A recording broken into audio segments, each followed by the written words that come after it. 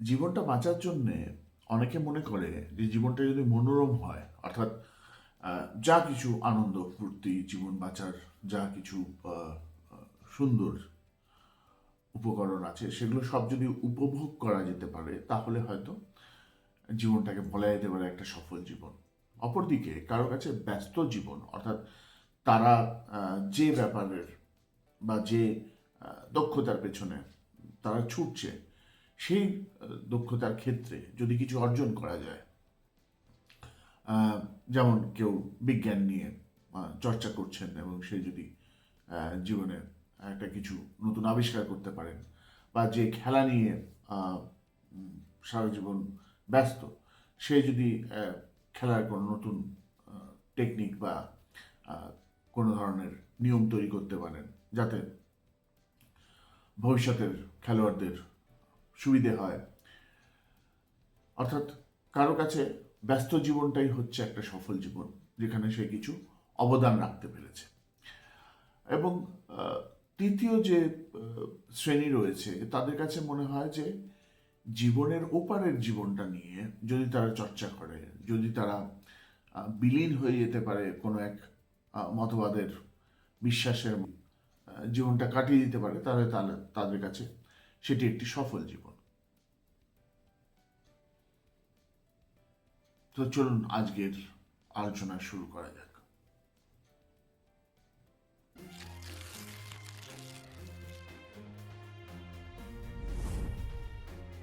বুদ্ধি দাস, এবং এটা একটা বড় নমস্কার এবং তারিকায় আপনাদের সামনে। দেখুন, আমরা যদি আহ, জীবনের সফলতার কাঠামোটাকে বোঝার চেষ্টা করি বা আহ, শুধু জীবনের কাঠামোটাকে বোঝার চেষ্টা করি, তাহলে আমরা দেখব যে জীবনের কাঠামো একদিকে যেমন আমরা রয়েছি, অপরদিকে রয়েছে আমাদের সমাজ। একদিকে যাতে যেখানে আমাদের অভ্যন্তরীণ আমাদের দ্বন্দ্ব, আমাদের চিন্তা, আমাদের যুক্তি, আমাদের ভাবনা রয়েছে, অপরদিকে রয়েছে বিভিন্ন ধরনের ধারণা, শিক্ষা, জ্ঞান, যেখান থেকে আমরা প্রভাবিত হতে পারি।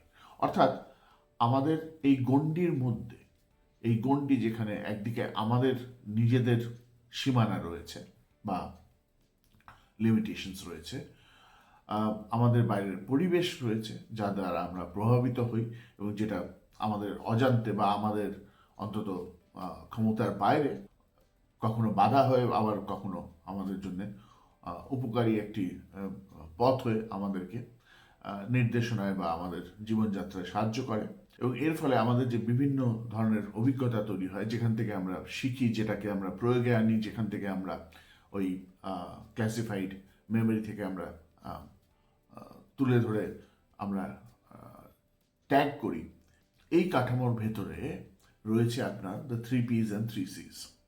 অভ্যন্তরীণ যে জিনিসগুলো একটা শেকড়ের মতন, সেগুলো হচ্ছে দ্য 3 Ps, অর্থাৎ your priorities, your problems and your principles. Priorities হচ্ছে আপনার, আপনি জীবনে কি কোন জিনিসকে অগ্রাধিকার দেন, প্রবলেমস হচ্ছে আপনার সমস্যা, এবং প্রিন্সিপালস হচ্ছে আপনাদের সিদ্ধান্ত বা নীতি, যেগুলো আপনি জীবনে মেনে চলেন। আর বাইরের দিকে যেটা ফুটে ওঠে সেটা হচ্ছে আপনার কগনিশন বা আপনার বুদ্ধিমত্তা, আপনার কম্পিটেন্সি বা বা আপনার দক্ষতা, এবং আপনার কালচার বা যা দ্বারা যে বিশ্বাসে আপনি বিশ্বাসী, এবং সেই ফলে আপনার সাংস্কৃতিক চেতনা। তো এটাকে যদি আমরা আমাদের জীবন দর্শনের একটি কাঠামো ধরে চলি, তাহলে আমরা দেখব যে যে জিনিসটা আমরা দেখতে পাই সেটা তো আমি আগে আলোচনা করেছি, যে আমাদের অন্তত বুদ্ধিমত্তা বা আমাদের দক্ষতা কোত্থেকে আসে। সাংস্কৃতিক দিকটা আমি এখন আলোচনা করিনি, করব। কিন্তু আমাদের যে গোড়ার দিকটা, গোড়ার যে 3টে পি, সেইখানে কিন্তু লুকিয়ে রয়েছে আমাদের সফলতার চাবিকাঠি। তো চলুন এই নিয়ে আমরা বোঝার চেষ্টা করি। দেখুন, সমস্যাটা কিছুটা ওই সুইস চিজ প্রবলেমের মতন। এই সুইস চিজ প্রবলেম নিয়ে নিরাপত্তা, যার কিনা জীবনের নিশ্চয়তার ক্ষেত্রে একটি বিরাট রোল রয়েছে, সেখানে এই সুইস চিজ প্রবলেমটা একটি দারুণ উদাহরণ। অর্থাৎ আপনি এই পরপর যদি গহ্বরগুলো আপনি কানেক্ট করে যেতে পারেন তাহলে আপনি বেরিয়ে আসতে পারেন, কিন্তু এই গহ্বরগুলো যদি পরপর কানেক্ট না হয় তাহলে যেটা অসুবিধা হবে যে আপনি হয়তো পরপর আপনি দেখতে পাবেন না, এবং তার ফলে আপনার অ্যাক্সিডেন্ট হওয়ার বা আপনার নিরাপত্তার একটি ঝুঁকি থেকে যায়, যেটা এখানে এই এক্সাম্পলে দেখানো হয়েছে। তো প্রথম ঝুঁকি হচ্ছে আপনার ব্যক্তিগত নিরাপত্তার, অর্থাৎ আপনি যে সিদ্ধান্তগুলো নিচ্ছেন তাতে আপনার ব্যক্তিগত নিরাপত্তা রয়েছে কিনা। তার কারণ হচ্ছে আমরা তো প্রকৃতির মতন গাছের শেকড় নই, সুতরাং আমাদের না অতটা জ্ঞান রয়েছে, না ক্ষমতা। সুতরাং আমরা যদি সফলতাকে প্রথম কথা একটি স্তরে বাঁধি, অর্থাৎ আমরা যেমন জানি যে বিভিন্ন জিনিসের বিভিন্ন স্তর রয়েছে, সফলতাকে আমরা দেখতে পারি প্রথমটা হচ্ছে আবশ্যক, তারপরে আপনার কার্যোপযোগী, তারপরে দক্ষতা, এবং তারপর শ্রেষ্ঠত্ব। আমরা এই চারটে স্তরে আমি সফলতাকে বাঁধতে পারি। অর্থাৎ কোনো একটি দক্ষতা, কোনো একটি বিষয়ে আপনার আবশ্যক হচ্ছে যেখানে আপনি অন্তত ব্যাপারটা সম্বন্ধে কিছু জানেন, স্বাভাবিকভাবে আপনার দক্ষতা অনেক দূর। কার্যোপযোগী হচ্ছে যেই স্তর, সেই স্তরটা যেখানে আপনি সেটাকে প্রয়োগে আনতে পারেন বা কাজে আনতে পারেন। যেমন ধরুন, আপনি যদি ফুটবল একটা বিশেষ স্তর অবধি খেলে থাকেন, অর্থাৎ স্কুল লেভেল অবধি বা ইউনিভার্সিটি লেভেল অবধি বা ডিস্ট্রিক্ট লেভেল, স্টেট লেভেল, তাহলে আপনার একটি স্বাভাবিক দক্ষতা রয়েছে। অর্থাৎ হঠাৎ যদি কেউ বলে যে আজকে একটা ম্যাচ আছে, চল খেলবি, তা আপনি সেখানে যোগদান করতে পারবেন। কিন্তু আপনি যদি জীবনে কোনোদিন ফুটবলে পা না রেখে থাকেন, তাহলে আপনার পক্ষে আপনি এফেক্টিভ প্লেয়ার হয়ে উঠতে পারবেন, আপনি একজন কার্যোপযোগী খেলোয়াড় হতে পারবেন না। অপরদিকে রয়েছে আপনার দক্ষতা, অর্থাৎ আপনি শুধুমাত্র খেলতে জানেন না, আপনি খেলাটা সম্বন্ধে যা নিয়ম কানুন আছে তা সব জানেন। অর্থাৎ আপনি শুধুমাত্র খেলতে পারবেন না, আপনি ওটাকে আয়োজন করতে পারবেন, আপনি ওটা ঠিক সময়ে কাজে লাগানোর ক্ষমতা রয়েছে। যেমন আপনি যদি একটা পার্টিকুলার ইঞ্জিনিয়ারিংয়ের ধারা শিখে থাকেন, তাহলে অবশ্যই সেই জ্ঞান দিয়ে আপনি কোনো একটা জিনিস বা বস্তু আপনি তৈরি করতে পারেন। শ্রেষ্ঠত্ব আমার বলার দরকার নেই, সবাই বুঝি আমরা যে শ্রেষ্ঠত্ব আসে আমাদের সেই ব্যাপারে চরম সীমার জ্ঞান অর্জনের পরে। সফলতাকেও যদি আমরা এইভাবে দেখি যে আমরা এই বিষয়ের জ্ঞানের চরম সীমা অবধি পৌঁছানোটাকে আমরা সফলতা বলতে পারি, এবং আমাদের যেটা টানাপোড়েন হয় সেটা টিপিক্যালি হয় এই মাঝখানের দুটো জায়গায়। অর্থাৎ আমরা যখন সামাজিক সফলতা থেকে সম্মান বা আমাদের রেপুটেশনের দিকে ধাবিত হই, বা আমাদের একটা সোশ্যাল রেপুটেশন তৈরি করার চেষ্টা করি, কিংবা অনেক সময় আমরা যখন আমাদের নিশ্চয়তার চাহিদা পূরণ করে ফেলেছি, অর্থাৎ টাকা পয়সার অভাব নেই, কিন্তু একটি সামাজিক প্রতিষ্ঠান দরকার, সমাজে যাতে এবার আমাদেরকে লোকে চেনে, সম্মান দেয়, বা সমাজে বা ভালো চোখে দেখে। তো তার জন্য আমাদের যে টানাপোড়েনটা চলে, তার ফলে আমরা যেটা করতে চাই, সেই দ্বন্দ্বের মধ্যে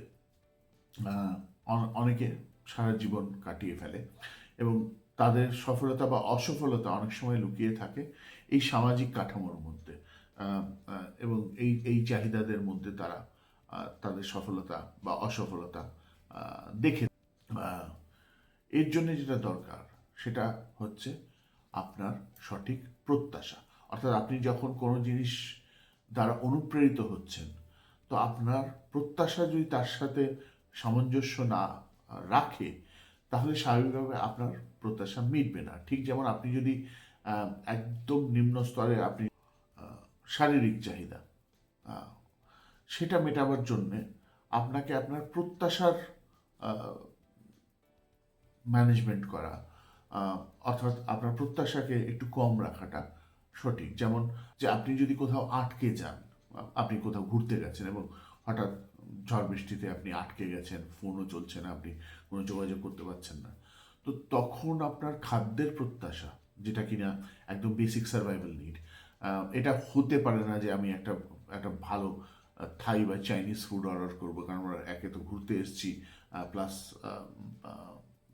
সেখানে আমি একটু ভালো মন্দ খাবো, এটাই তো স্বাভাবিক। কিন্তু আপনি যদি আটকে যান, তো তখন আপনার প্রত্যাশা কিন্তু এটা হওয়া উচিত না। আপনার প্রত্যাশা হবে যে কেউ যদি একটু মানে কিছু দেয়, সামান্য জলটুকু যদি কেউ আহ, প্রদান করতে পারে, তাহলে আপনি বেঁচে উঠতে পারেন। অর্থাৎ দ্বিতীয় স্তরে আপনি যখন আপনার নিশ্চয়তার চাহিদা মেটাবেন, তখন আপনার দরকার আবেগের ওপর নিয়ন্ত্রণ। তার কারণ হচ্ছে একটা গোষ্ঠীর মধ্যে আপনার আবেগ আলাদাভাবে হলে সেটা গোষ্ঠীর জন্য ক্ষতিকারক। অর্থাৎ গোষ্ঠীর পক্ষে সম্ভব না আলাদা আলাদাভাবে সবার আবেগের আহ, দেখাশোনা করার। এটা আহ, আহ, যে কোনো গোষ্ঠীতে আপনি দেখবেন, অর্থাৎ আপনি খেলতে গেছেন, আপনি বলছেন না আমাকে আগে ব্যাট দিতে হবে, আমাকে আগে বল দিতে হবে। তো অর্থাৎ কিছুটা বাচ্চাদের মতন আবেগপূর্ণ হয়ে যাওয়াটা, সেটা কিন্তু স্বীকার্য নয়।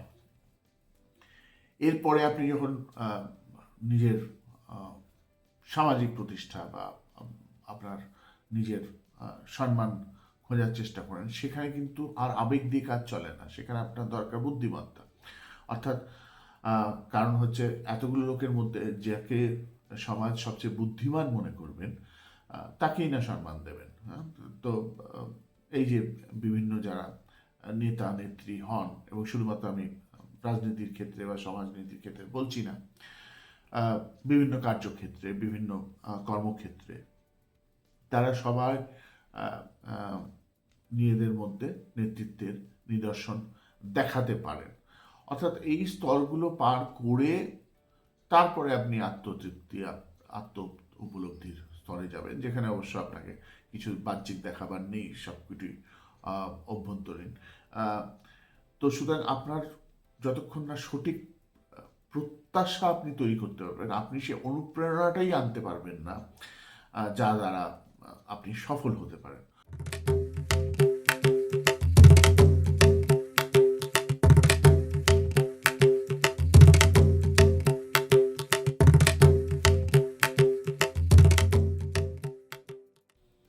অর্থাৎ সফল হতে গেলে আমাদের কি কি সীমাবদ্ধতার মধ্যে দিয়ে এগোতে হয়, সেটা বোঝা যাচ্ছে।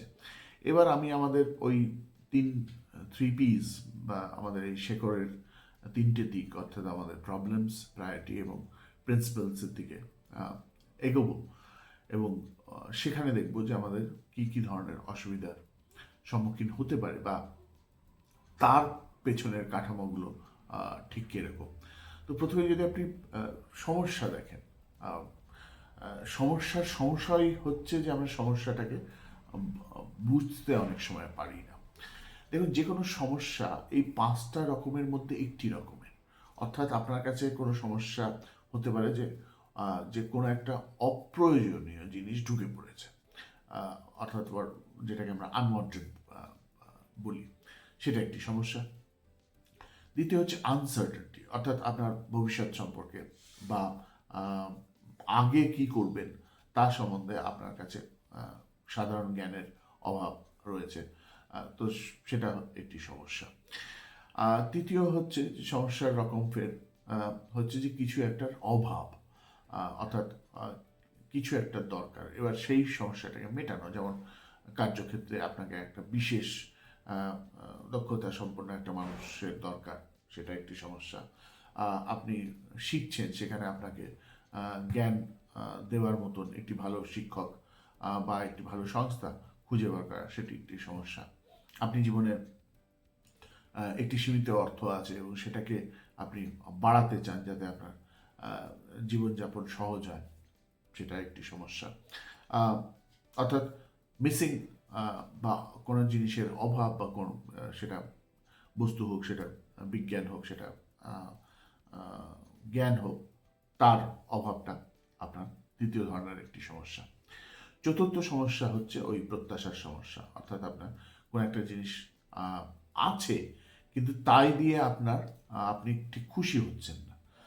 অর্থাৎ আপনার একটি চতুর্থ একটি এক্সপেকটেশন রয়েছে, বা কোনো একটি অভাব আপনাকে ভীষণভাবে তাড়না করছে, এবং যেটা শুধুমাত্র মানসিক নয়, সেটা প্রাকৃতিকও হতে পারে। অর্থাৎ আপনার একটি বিশেষ ধরনের মেশিন দরকার, যেটা থাকলে আপনার কাজের সুবিধা হতে পারত।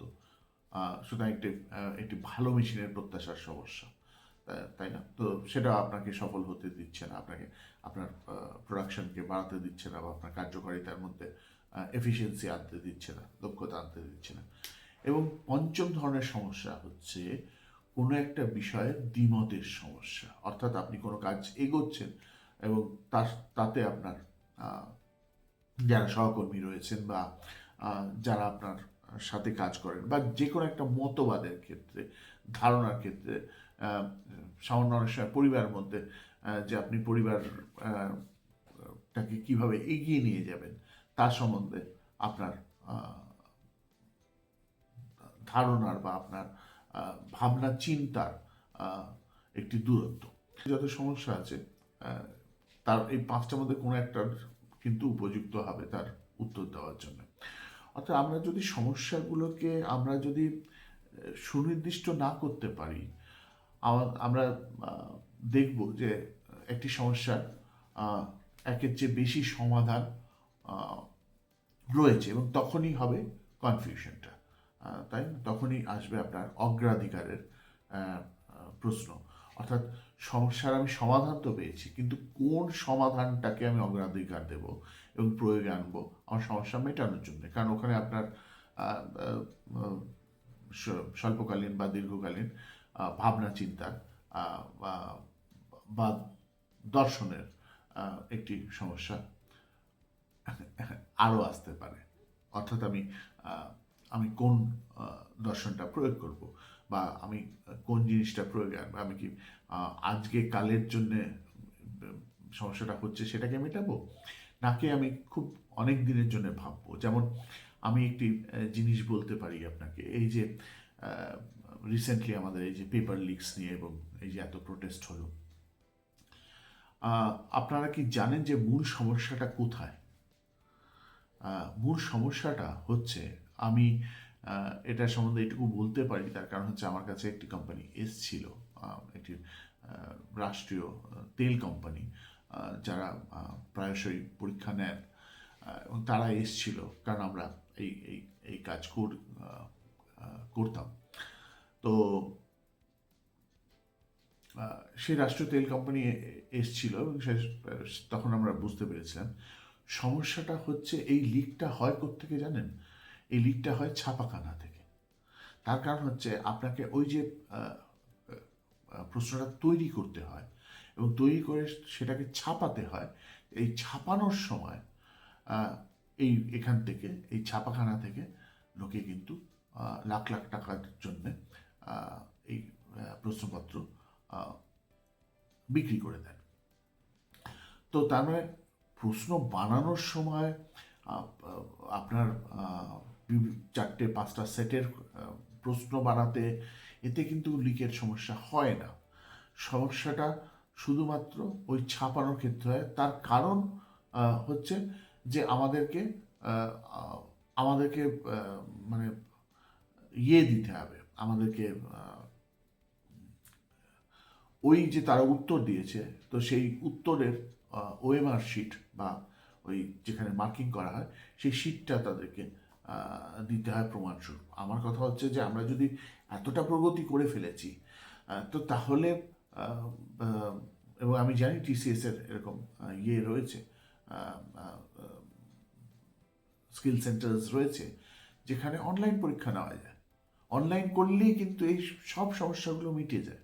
কারণ হচ্ছে এমন নয় যে আপনি কোন উত্তর দিয়েছেন কোন প্রশ্নের বিরুদ্ধে, সেই টোটাল তথ্যটা যে অনলাইনে একটা সিস্টেম ধরে রাখতে পারে তা নয়, সে কিন্তু সেই তথ্যটাও ধরে রাখতে পারে।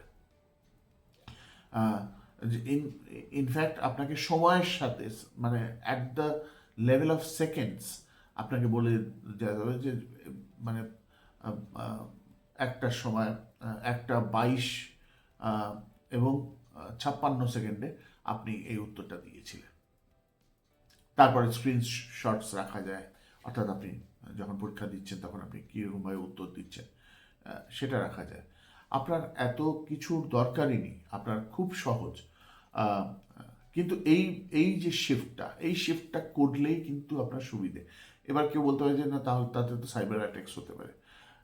দেখুন, সাইবার অ্যাটাকস হলেও আপনার কাছে যে সুবিধে রয়েছে, যে যেহেতু আপনার কাছে অনেকগুলো সেট প্রশ্নপত্রের থাকে, আপনি যে কোনো একটা প্রশ্নপত্র দিয়ে পাল্টে নিতে পারেন।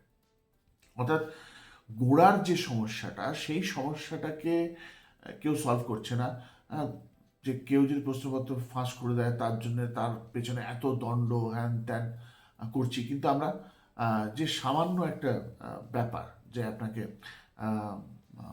ইয়ে করতে হবে, আপনাকে সিম্পলি একটা একটা কমপ্লিট টেকনোলজিক্যাল এভলিউশন করতে হবে, যেখানে আর মানে নন পেপার বা কাগজহীন আপনাকে পরীক্ষা নিতে হবে, সেই দিকে এগোলেই কিন্তু আপনার সমস্যাটা অনেকটা সমাধান হয়ে যায়। এবং এই জিনিসটা আমরা করে ফেলেছি। কোথায় করেছি? আমাদের ইলেকশনে আমরা ইয়ে করেছি, আমরা সম্পূর্ণ কাগজহীন আমরা ইলেকশন করছি, তো পরীক্ষা কেন নয়? অর্থাৎ ওই যে সমাধান করার সময় আমাদের কাছে কিন্তু অনির্দিষ্ট সমাধান আসতে পারে যদি আমরা সমস্যাটাকে খুব ভালো করে না বুঝি। আশা করে বোঝানো গেছে। এবার আমরা যদি দেখিয়ে নিই, আমাদের সমস্যার 3 প্রকার আছে। অর্থাৎ একটি সমস্যা হচ্ছে রুটিন বা আমাদের নিত্য নতুন যে সমস্যাগুলো আছে, এবং সেখানে কিছুই না, আমাদের সাধারণ জ্ঞান দিয়ে আমরা সেই সমস্যাগুলোকে মেটাতে পারি। কিন্তু যদি কোনো সমস্যা অস্বাভাবিক হয় বা আগে কখনো দেখা যায়নি, তাহলে আমরা দেখব যে তাতে ওই নিয়মের অসুবিধা হয়েছে। অর্থাৎ আপনি নিয়মটাকে পাল্টালে আপনি সমস্যার সমাধান করতে পারেন।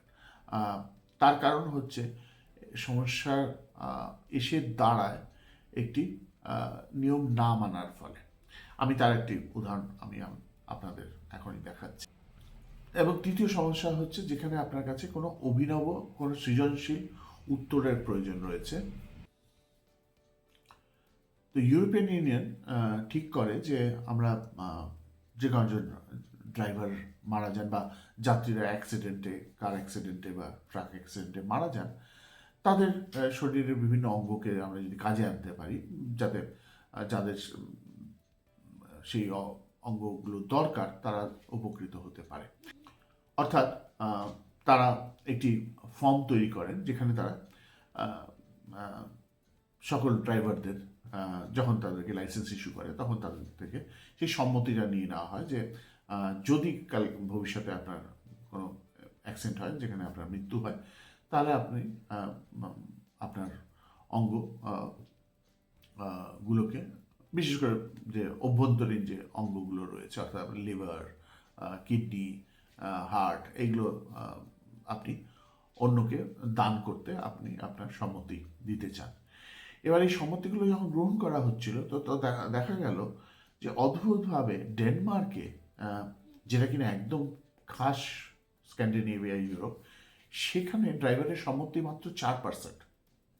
এবার সবাই অবাক হয়ে গেল যে ড্রাইভাররা সম্মতি দিচ্ছে না কেন। তো যখন ফর্মটাকে তুলে দেখা হলো সমস্যাটা সমাধান করার জন্য, তখন দেখা হলো যে এই ফর্মের যে যে জায়গাটা, যেখানে আপনাকে বলা হয়েছে যে আপনি সম্মতি দিতে ইচ্ছুক, সেখানে ক্লজটাকে অপ্ট ইন করে রাখা হয়েছে। অপ্ট ইন করে রাখা মানে হচ্ছে সেখানে বলা হয়েছে এখানে আপনি টিক করার মানে হচ্ছে আপনি আপনার সম্মতি প্রদান করছেন। এবার এই টিক করার সমস্যাটা অনেকে ভুলে যায় বা করতে আহ, আহ, জানে না, বা বা সেটা হয়তো তেমন প্রয়োগে কোথাও নেই। কিন্তু আপনি যখন ব্যক্তিগতভাবে আহ, তাদেরকে প্রশ্ন করেন, তারা বলে না, আমাদের তো কোনো আপত্তি নেই। অর্থাৎ ফর্মটায় শুধু ওই পরিবর্তনটা আনা, এবার অপ্ট আউটের কনসেপ্ট রাখা। অর্থাৎ হচ্ছে আপনি এখানে তখনই টিক করবেন যখন আপনি সম্মতি দিতে রাজি নন, এবং দেখা গেল তখন সম্মতির হার অনেক বেড়ে গেল। অর্থাৎ একটি সমস্যার খুব সাধারণ প্রয়োগে বা ওই যে আমি যে 5 ধরনের দেখালাম, তার মধ্যে দেখুন যে আপনি লোকেরা এক্সপেক্ট করছিল যে তাদেরকে এই টিক ফিক দিতে হবে, তারা সম্মতি জানাচ্ছে, অর্থাৎ তারা হয়তো ইয়েস নোতেও উত্তর চাইছিল। সেটাও একটি আরেকটি উপায়। সুতরাং আপনি কিভাবে আপনি সমস্যাটাকে দেখছেন বা সমস্যাটাকে কি করে সমাধান করবেন, তার পেছনে কিন্তু অনেক সময় লুকিয়ে থাকে আপনার সফলতার চাবিকাঠি।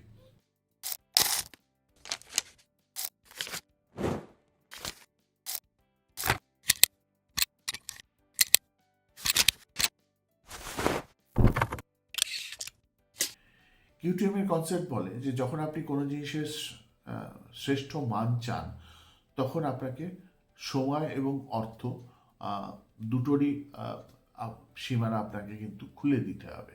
অর্থাৎ আপনি খুব উচ্চ গুণমানের জিনিস চান, কিন্তু আপনার কাছে সময়ের অভাব বা আপনার কাছে অর্থের অভাব, তা আপনি এটাকে কি করে প্রয়োগে আনবেন। এরও একটি খুব সুন্দর উদাহরণ রয়েছে, যেটা আমি আপনাদের কাছে তুলে ধরতে চাই।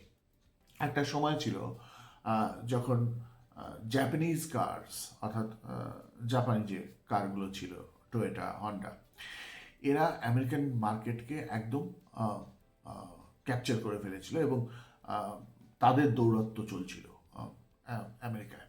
এবং এটাতে আমেরিকান যে কোম্পানিগুলো ছিল, অর্থাৎ শেভরোলে, ফোর্ড, যেটা সমস্যা আসছিল যে জাপানি কারগুলো সেম কোয়ালিটি, অর্থাৎ একই গুণমানের কার, কিন্তু 20-30% সস্তায় তারা বিক্রি করছিল, এবং মানুষরা দেখছিল যে সেই কারে তার গুণমানের কোনো পার্থক্য তেমন নেই আমেরিকান কারের তুলনায়। আমেরিকান কারের নিজের একটি বৈশিষ্ট্য আছে, কারা কেউ ভীষণ স্পিডের দিকে ফোকাস থাকে, কেউ আবার চরম রকম কন্ট্রোল চায়, অর্থাৎ বিভিন্ন ট্রেকিং ফেকিংয়ে নিয়ে যাওয়ার জন্যে। তো অর্থাৎ তাদের বিভিন্ন শ্রেণী রয়েছে। যেমন আজকের দিনে আমাদের কাছে সেডান এবং এসইউভির একটা লড়াই, এবং যেখানে সেডানরা বেচারা হেরে যাচ্ছে, এসইউভির দৌরাত্ম্য চলছে।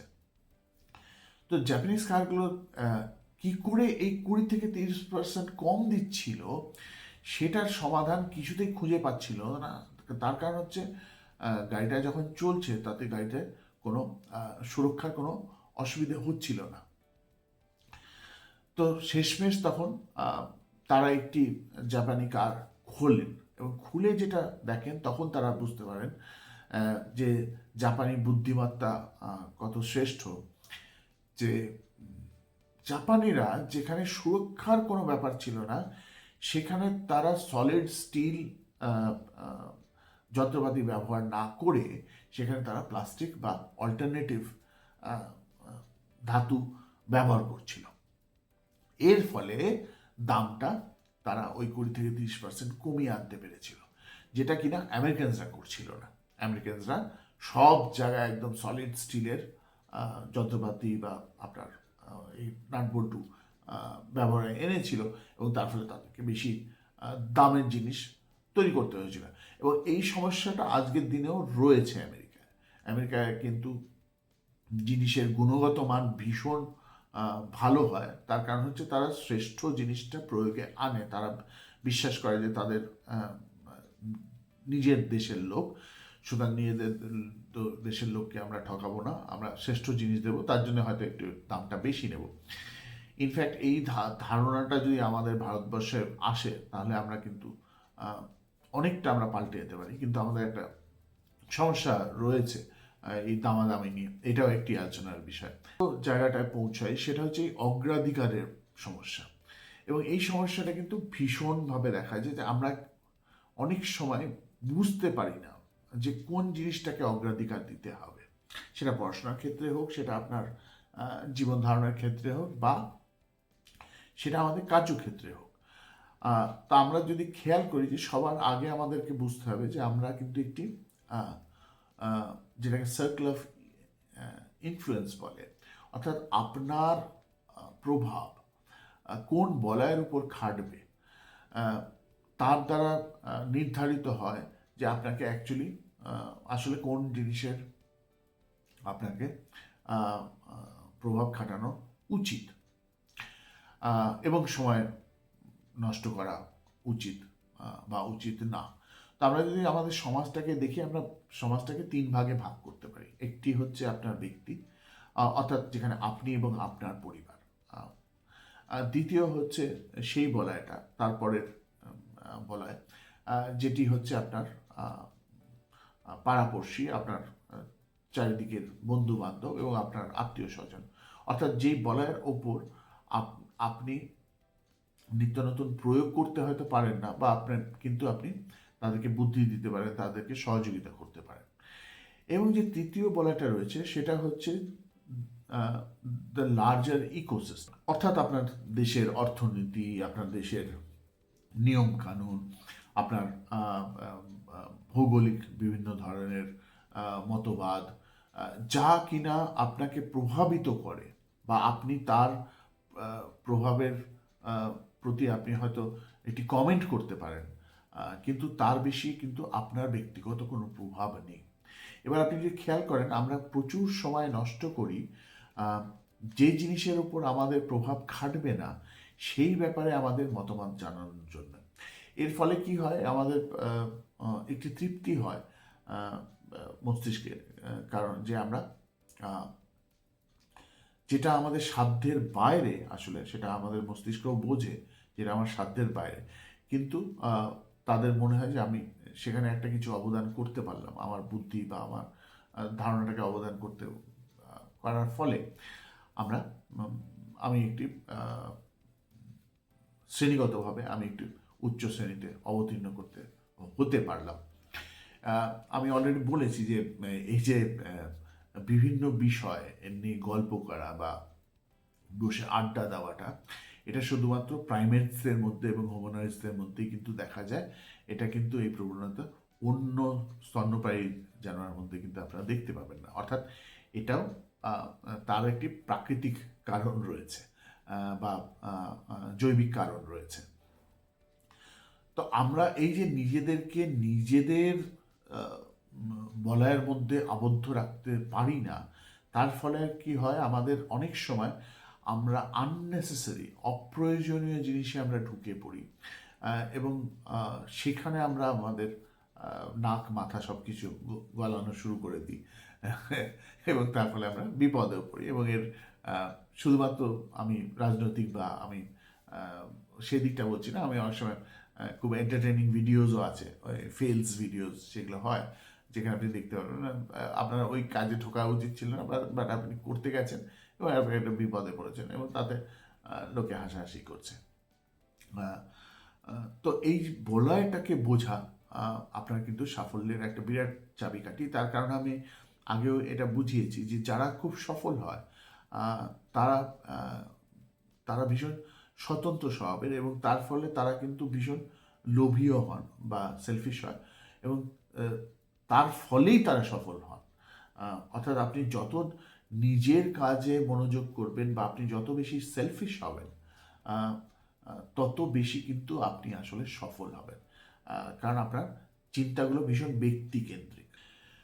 দ্বিতীয় প্রবলেম হচ্ছে যে আমাদের সবার আগে বা যে কোন জিনিসটা অগ্রাধিকার পাওয়া দরকার সেটার ব্যাপারে আমাদের অনেক সময় ভুল মতবাদ থাকে।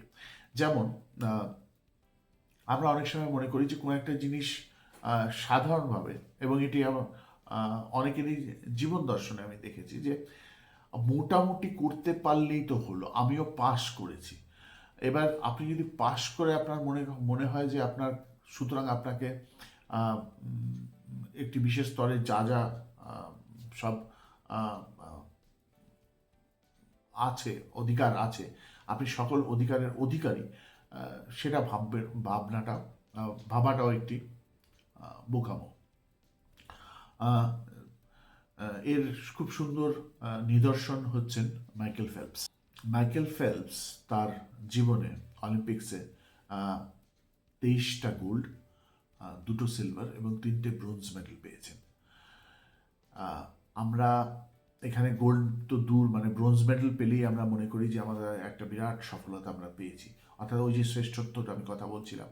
তো জীবনের এখনো পর্যন্ত অলিম্পিক্সের সবচেয়ে শ্রেষ্ঠ খেলোয়াড়ের মধ্যে একজন হচ্ছে মাইকেল ফেলপস। এবং তার পেছনে কারণ কি? তার কারণ হচ্ছে তিনি রোজ সাঁতার কাটতেন, তিনি রোজ সাঁতার প্র্যাকটিস করতেন।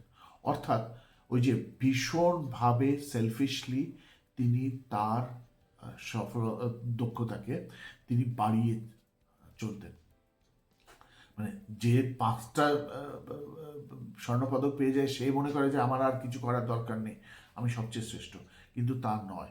ঠিক যেমন ইউসেন বোল্ট অ্যাকচুয়ালি ঘন্টার পর ঘন্টা দৌড়তেন শুধুমাত্র ওই 100 মিটারে শ্রেষ্ঠ হওয়ার জন্য।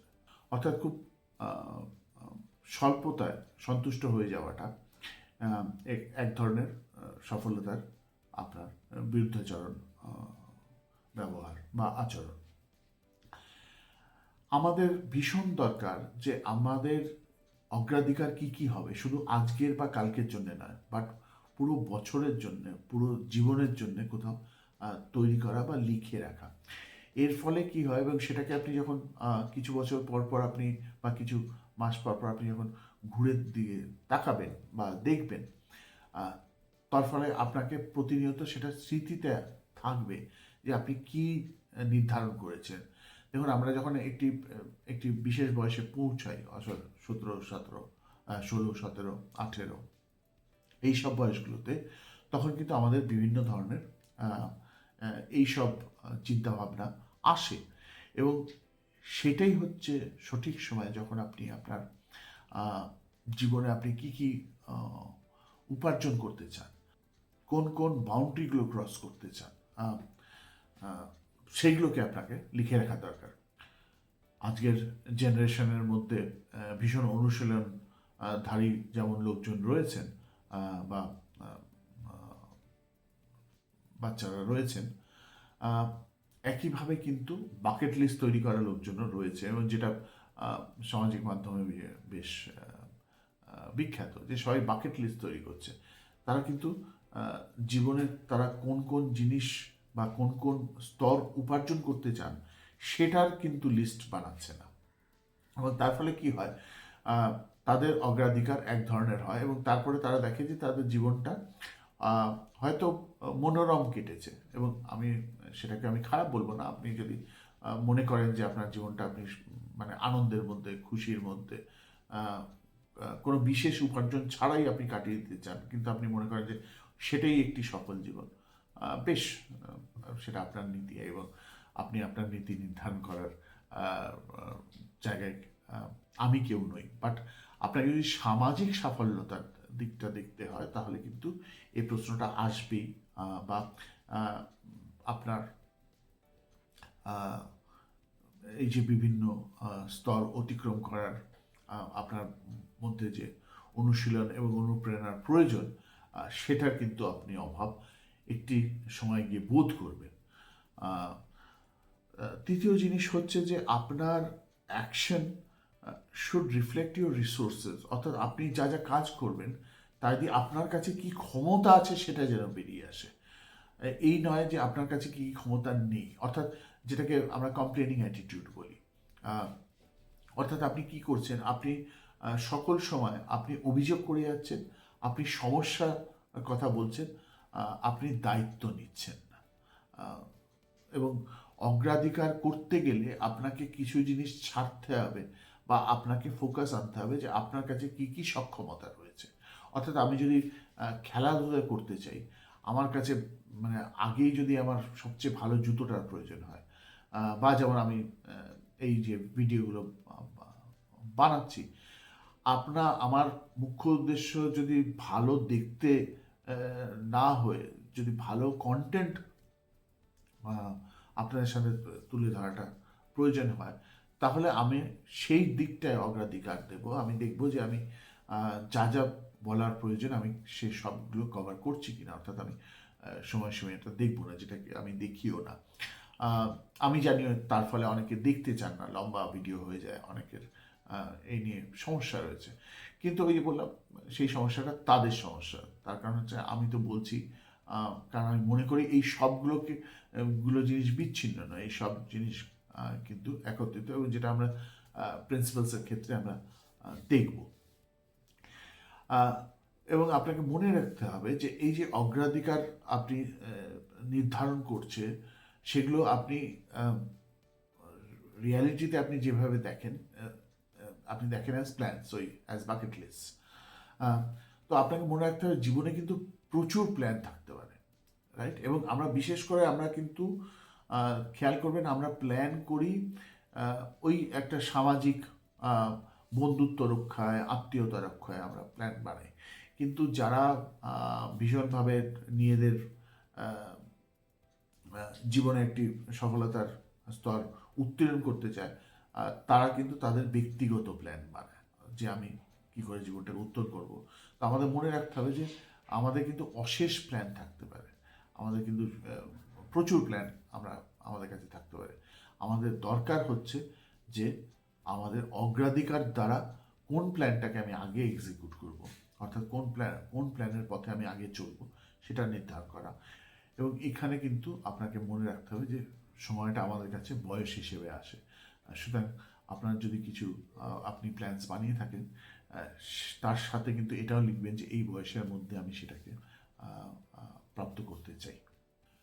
অগ্রাধিকার নির্ধারণ করার জন্যে সবার শেষে আমি যেটা বলবো সেটা হচ্ছে যে আপনার একটি নীতির দরকার হয়। তার কারণ হচ্ছে আপনি নিয়মটা কি বানাবেন, যে আপনি কি করে কোনটা অগ্রাধিকার পাবে, আপনি সেটা নির্ধারণ কি করে করবেন।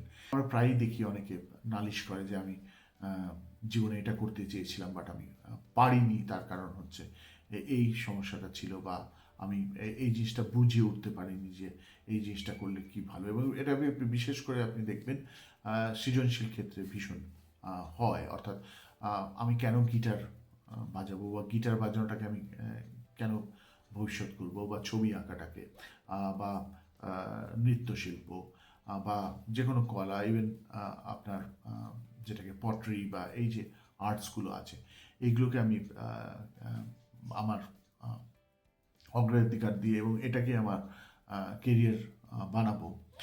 এর ফলে আমরা অনেক সময় আমি দেখি যে আমরা পেরে উঠি না। তার কারণ হচ্ছে ওই যে আমরা আমাদের যে শেষ জায়গাটা আমরা পৌঁছতে চাই, সেই জায়গাটায় কিন্তু আমরা উত্তীর্ণ হতে পারি না, বা বুঝিয়ে উঠতে পারি না যে আমরা এই জায়গাটায় আমরা আমাদের যুক্তিটা কি।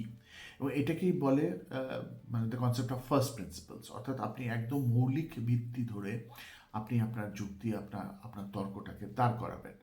এবং এটা বিশেষ করে দেখবেন যখন দুটো মানুষের মধ্যে দ্বন্দ্ব হয়, সবার আগে প্রশ্ন হচ্ছে কিন্তু তুই এটা করছিস কেন। এবং সেই জায়গাটায় কিন্তু আমরা না, এটা আমি করতে চাই, এটা আমি কেন করতে চাই সেটা কিন্তু, অর্থাৎ যে আপনি পজিশনটা নেন, অর্থাৎ আমি এটা করতে চাই, সেটা হচ্ছে to take a position, rather than আমি এটা করতে চাই কারণ আমি এটা পাবো, বা অর্থাৎ what is the hidden interest, or what is the আপনার শেষ লক্ষ্যটা কি, আপনি সেটাকে কিন্তু অগ্রাধিকার দেন না। এবং এর ফলে কি হয়, অনেক সময় দ্বন্দ্ব হয়। তো এই দ্বন্দ্ব মেটানোর জন্য এবং সঠিক অগ্রাধিকারটাকে স্থাপন করার জন্য আপনার যেটা প্রয়োজন, সেটা হচ্ছে যে আপনি এই যে আপনি এই ইয়েতে কাঠামোতে দেখতে পাচ্ছেন, অর্থাৎ একদিকে হচ্ছে যে আপনার কাছে কি ফলটা গুরুত্বপূর্ণ, অনেক সময় ফল গুরুত্বপূর্ণ হয়ে থাকে, আবার অনেক সময় হয় যে আপনার কাছে সম্পর্কটা খুব গুরুত্বপূর্ণ। এবং এই যে বললাম বাবা মার ক্ষেত্রে আপনি আপনার সেটাও রয়েছে যে আপনি সম্পর্কটাকে খারাপ করতে চান না, অর্থাৎ সম্পর্কটা অগ্রাধিকার পেয়ে যায়। কিন্তু ওই যে বললাম আপনাকে সেটা কিন্তু নির্ধারণ করতে হবে, কারণ এটা সম্ভব যে আপনি সম্পর্ক খারাপ করলেন না, আবার আপনি ফলাফলটাকেও আপনি আপনার অগ্রাধিকারের মধ্যে রাখলেন। অর্থাৎ দুটোই যখন ইয়েস হবে, অর্থাৎ আপনি সম্পর্ক খারাপ করতে চাইছেন না এবং ফলাফলটা আপনি চাইছেন, তখন কিন্তু আপনাকে সহযোগিতার হাতটা নিতে হবে, অর্থাৎ তাদেরকে সাথে আনতে হবে যারা আপনার বিরুদ্ধে বলছে। এবং এটি নেতৃত্বের বা জীবনের সাফল্যের সবচেয়ে বড় চাবিকাঠি। আমি অলরেডি এটাও নিয়ে বলেছি, ওই এসিটি ফ্রেমওয়ার্ক, আমার অবশ্য বোধহয় এসিটি ফ্রেমওয়ার্কটা দেখানো হয়নি, যেখানে আপনার অ্যাম্বিশন, কোলাবোরেশন এবং ট্রাস্ট তিনটে জিনিস কাজ করে। আমি দেখিয়েছি ইন দ্য সেন্স যে আমি কিন্তু আপনার এক জায়গায় আমার মনে পড়ছে আমি তুলে ধরেছি। যাই হোক, আমরা আলোচনাটাকে এই জায়গাটায় ইতি টানবো শুধুমাত্র এই কারণে যে এটা না হয়তো ভীষণ দীর্ঘায়িত হয়ে যাবে। তো দ্বিতীয় পর্বে, দ্বিতীয় অংশে আমরা বাকিটা আলোচনা করব। আশা করি আপনাদের এখনো পর্যন্ত আপনি যা জানলেন সেটা যদিও সফলতার থেকে অনেক দূরে, তার কারণ হচ্ছে আমরা সফলতাকে দেখি একটা অন্যভাবে, মানে সফলতা মানেই অ্যাচিভমেন্ট, ওটা দেখি, কিন্তু তার পেছনের যে যে বিরাট কাঠামো রয়েছে এবং সেটাকে ঠিক নিয়মভাবে এবং একটি একটি যুক্তিসঙ্গত ভাবে আমরা যতক্ষণ না অতিক্রম করব ততক্ষণ কিন্তু আমরা সফল হতে পারবো না। এই বলে রাখছি আজকের জন্য। ভালো থাকবেন। নমস্কার।